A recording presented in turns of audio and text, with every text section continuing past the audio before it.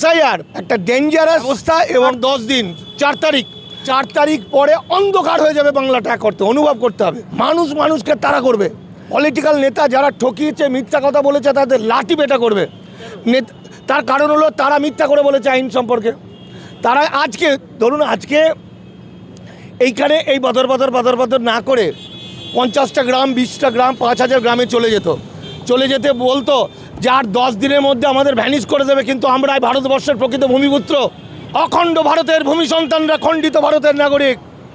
তাহলে অখণ্ড ভারতের ভূমিপুত্রদের আজকে তোমরা কৃতদাস বানাবে, আজকে তোমরা বাংলা থেকে মেরে তাড়াবে, তাদের বাড়িঘর জমি জায়গা কেড়ে নেবে। আর কতিপয় দালালি করে বিজেপির একদম গোপন সেলের লোক হয়ে এই বোকা সরল মানুষগুলোকে ঠকাবে। তাদের বিপদটা কোথায় হলো না, তারা তাদের গুরুদেবকে মানে, তারা নেতাদের মানার জন্য নেতারা শেষ করে দিল। সিএতে নাগরিক দেখুন, সিএতে নাগরিকত্ব পাওয়ার কোনো সুযোগ নেই। কারণ সিএতে নাগরিকত্ব পাওয়ার আগে আশ্রয় চেয়ে চিঠি দিতে হবে, দ্যাট ইজ কল এলটিভি। 2014 31শে ডিসেম্বর পর্যন্ত 31,313 জন ছিল। এখন আরও হয়তো 10,000 5,000 বাড়তে পারে। এই দেখুন সিএ আইন মুখ দিয়ে রক্ত তুলে সিএ আইন বুঝিয়েও উদ্বাস্তুদের মাথায় ঢোকাতে পারেনি বিজেপি পন্থী বা গোপনে বিজেপি মতুয়াদের দালাল। মতুয়াদের মধ্যে আছে আরএসএস বিজেপির দালাল। এরা ধ্বংস করে দিল, সমস্ত মিথ্যা কথা বলেছে। এই তো বইয়ে লেখা আছে সিএ আইন, এখানে কি লেখা আছে দেখুন, পড়ুন আপনারা শিক্ষিত মানুষ। হু আর কম্পেলড টু সিক শেল্টার, যারা আশ্রয় চাইতে বাধ্য হয়েছে। তাহলে আশ্রয় চাইতে হবে তো, না কাঁদলে বাচ্চা মা দুধ দেবে?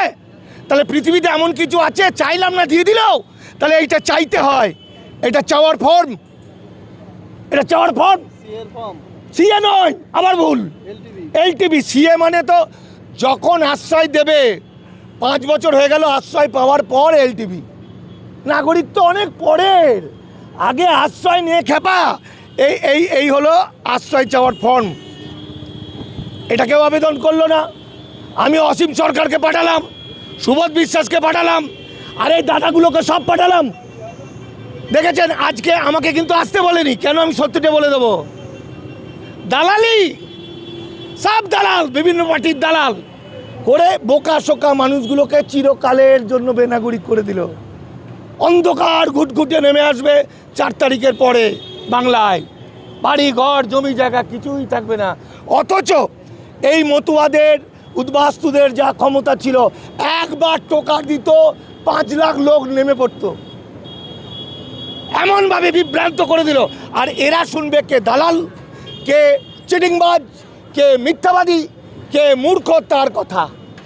আর যারা সত্যি কথা বলবে তাদের কথা শুনবে না, মল্লি কে বাঁচাবে?